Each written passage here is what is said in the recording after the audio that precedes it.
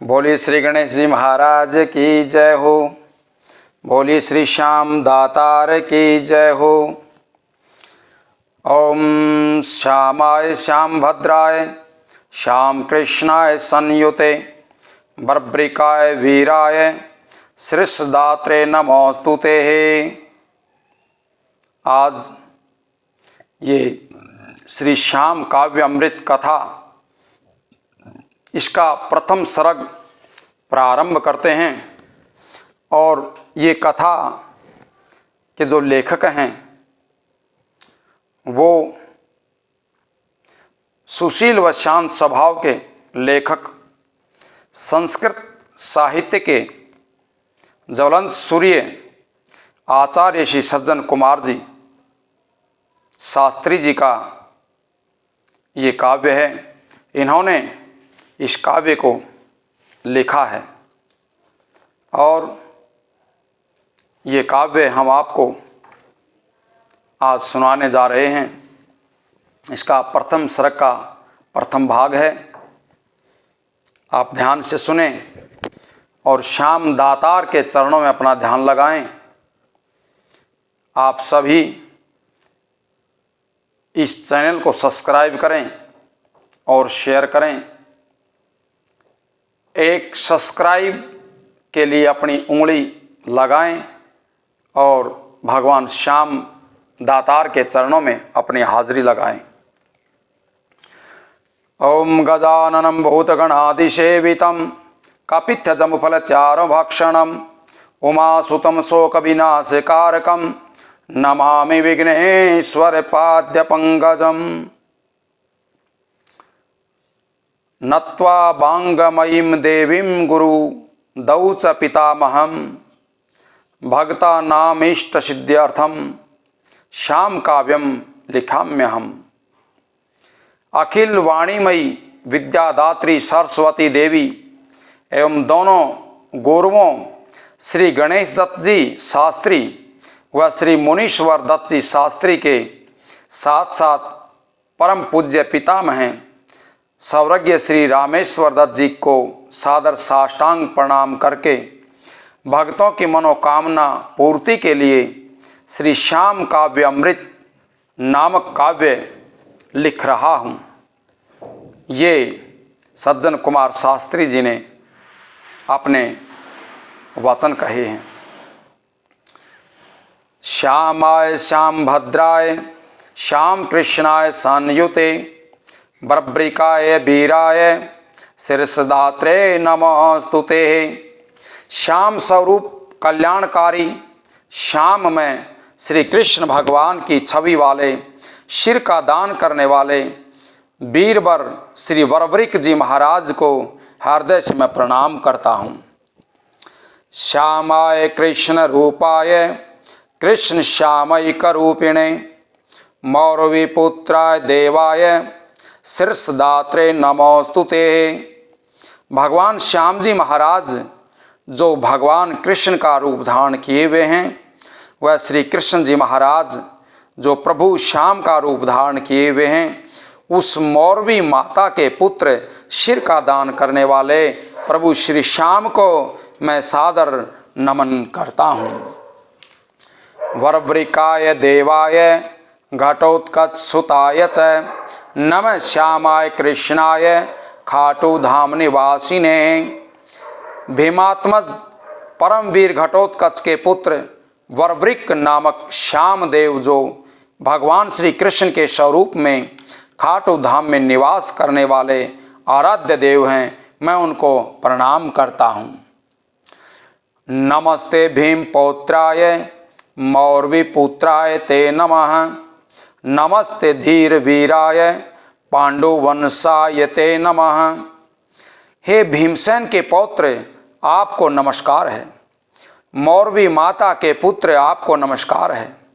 हे पांडु के वंशज, आपको नमस्कार है। हे धीर धैर्यशाली सतपथगामी वीर महानुभाव, आपको मैं नमस्कार करता हूँ। सभी से प्रार्थना है कि जो भी भगवान श्याम जी को पूजते हैं, मानते हैं, पूरी श्रद्धा और विश्वास से इनकी पूजा करते हैं उनके सभी कष्ट दुख दूर हो जाते हैं। जो भी इच्छा होती है वो उसकी इच्छा पूर्ण होती है। और अब कथा प्रारंभ होती है, आप ध्यान से सुनिए। इंद्रप्रस्थ महामध्ये पांडवा सह सौरिणा विचारान विमृशंतास्ते सुखम कालम यापयन। एक समय वीर पांडव इंद्रप्रस्थ राजधानी के सभागार में भगवान श्री कृष्ण के साथ विचार विमर्श करते हुए सुखपूर्वक अपना समय बिता रहे थे। अचानक बिना सूचना के उस सभा में भीमसेन के पुत्र वीरवर घटोत्कच आ गए। पुत्र घटोत्कच को देख करके सभी पांडव भगवान श्री कृष्ण समेत प्रसन्न हो गए। भीमसेन के पुत्र घटोत्कच ने सभागार में उपस्थित सभी पिताश्रियों को भगवान श्री कृष्ण समेत नमस्कार आदि क्रियाओं से प्रसन्न करके ज्येष्ठ पिता श्री युधिष्ठिर के समीप आकर के नमस्कार किया। शून्याकाश में घूमने वाले प्यारे पुत्र घटोत्कच को स्नेहवश गोदी में बिठा करके राजा युधिष्ठिर ने अपनी माता हिडिंबा देवी की कुशल क्षेम पूछ करके अत्यंत प्रसन्न होकर इस प्रकार कहने लगे। कदागा ओक्षः सुनो एता वददि कुतोस्वसः हिडंबया समम मात्रा किंते स्वस्था वनेचराः। हे पुत्र, तुम्हारे निवास स्थान वन की राजधानी से यहाँ कब आए हो एवं अब तक कहाँ रहे? क्या तुम्हारी माता हिडिंबा देवी के साथ साथ सारी वनवासी प्रजा सुखी तो हैं? महाराज धर्मपुत्र युधिष्ठिर के द्वारा पूछे जाने पर वीरवर घटोत्कच ने युक्ति संगत उत्तर देते हुए कहा कि हे राजन, माता हिडंब के स्वर्ग में जाने पर सारी वनवासी प्रजा ने सर्वसम्मति से उन्हीं मामा जी द्वारा छोड़े गए वन राज्य के सिंहासन पर मेरा राज्याभिषेक कर दिया। उसी समय से मैं दुष्टों को दंडित करता हुआ तथा सत्पुरुषों का पालन करता हुआ गौ ब्राह्मण एवं पूजनीय ऋषि मुनियों का सम्मान एवं पूजन करता हुआ पूज्य माता जी की आज्ञा से तथा आपकी शिक्षा से दिन रात पहरेदार की तरह पर्वत श्रृंखलाओं पर घूमता रहता हूँ। हे पिताश्री, सुमेरु पर्वत पर तपस्या करती हुई मेरी माता श्री हिडिंबा देवी ने मुझे आदेश दिया है कि हे पुत्र, इंद्रप्रस्थ जाकर श्री कृष्ण सहित अपने पिताश्रियों की सेवा करो तथा उनके कहने के अनुसार आचरण करो। हे तात, माता श्री के आदेश के अनुसार पूज्य पिताश्रियों की सेवा करने की इच्छा से सुमेरु पर्वत से आपकी सेवा में मैं आया हूँ। कृपा आदेश दें कि आपकी क्या सेवा करूँ। पिताजी की सेवा करना सबसे बड़ा धर्म है। पिताजी की सेवा करना सबसे बड़ी तपस्या है। पिताजी की सेवा के बिना मनुष्य जीवन सार्थक नहीं होता है, अर्थात मनुष्य जीवन ही बेकार हो जाता है। इस असार संसार में पहले समय में जिन्होंने पिताजियों की सेवा की है वे धन्य पुरुष कभी मरते नहीं, अपितु यश रूपी शरीर से सदा सदा इस पृथ्वी तल पर जीवित रहते हैं। जैसे पृथ्वी पर भगवान राम पितृ भगत पिता की आज्ञा पालन करने वाला कहलाए, इसी श्रेणी में ऋषिवर उदालक के पुत्र श्रवण जगत प्रसिद्ध पितृभगत हुए।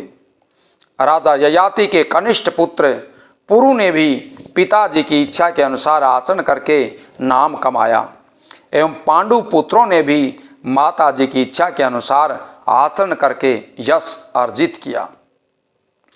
गुरुवर ऋषि वर्तंतु के प्यारे शिष्य कौत्स भी गुरु भगत हुए, जिन्होंने अनेक कष्ट सहन करके गुरु जी को अपेक्षित दक्षिणा प्रदान की।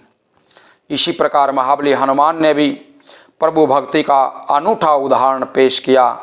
भगवान परशुराम ने तो पिताजी की आज्ञा को सर्वस्व मानकर माता जी का सिर तक काट दिया था। इसलिए हे पिताजी, हे महानुभावों, कहिए मैं आपकी कौन सी सेवा आरंभ करूं, क्योंकि पिताजी की सेवा के बिना कोई भी पुत्र पितृ ऋण से मुक्त नहीं हो पाता है, अर्थात पितृ ऋण बिना सेवा नहीं उतरता है। हे तात, आपकी आज्ञा से मैं यहाँ आपकी सेवा निष्काम भाव से फल की इच्छा के बिना करूँगा, क्योंकि सकाम भाव से की गई सेवा नहीं होती है। विद्वान लोग उस सेवा को वृत्ति अर्थात नौकरी करना कहते हैं। सेवा धर्म से ओत प्रोत और खास करके फल रहित सेवा आदि सात्विक वाणी प्रिय पुत्र से सुन करके प्रसन्न आत्मा प्रथा पुत्र युधिष्ठिर ने प्यार से प्यारे पुत्र को कहा, हे पुत्र घटोत्कच, जैसी शुद्ध सात्विक बलशालिनी तुम्हारी माता हिडिंबा है, वैसे ही उदार बुद्धि वाले तुम भी हो। मैं अपने छोटे भाई की पुत्र वधू को अपने सहोदर भाई भीमसेन से अधिक शुद्ध सात्विक और संस्कारवती तपस्विनी मानता हूँ, अर्थात हिडिंबा देवी का भाई से अधिक सम्मान करता हूँ। हे देवी हिडिंबे, तुम पुण्यशालिनी हो तथा तुम धन्य हो, क्योंकि जंगल में रहते हुए हमारे तथा प्रजा के हित में रत हो, साथ साथ इस दुर्दम्य यौवन अवस्था में दाम्पत्य सुख को छोड़ करके प्रजा के हितार्थ तपस्या कर रही हो। प्रिय पुत्र घटोत्कच को संबोधित करते हुए महाराजा युधिष्ठिर ने भगवान श्री कृष्ण को कहा कि हे माधव, ये सामने दिखाई देने वाला घटोत्कच अनुज भीमसेन का पुत्र है और यह यौवन को प्राप्त हो गया है, अर्थात जवान हो गया है। हे भगवान, अब युवावस्था प्राप्त होने पर किसी कन्या के साथ शुभ लगन में इसका विवाह संस्कार कर देना चाहिए, ये भी हमारा कर्तव्य बनता है। भगवान, मेरी ये सात्विक मनोकामना है, क्योंकि आप सर्वज्ञ हो, यानी आपसे कोई विषय या वस्तु अछूती नहीं है। कृपा करके योग्य कन्या भी आप ही बताइए। राजा युधिष्ठिर की प्रार्थना सुनकर के भगवान मधुसूदन श्री कृष्ण जी बोले, हे राजन, घटोत्कच पुत्र के लिए मैं आपको एक सुयोग्य कन्या बताता हूँ। प्राज्ञ ज्योतिषपुर नामक जनपद में मौरवी नामक मूर दैत्य की सुंदर कन्या है।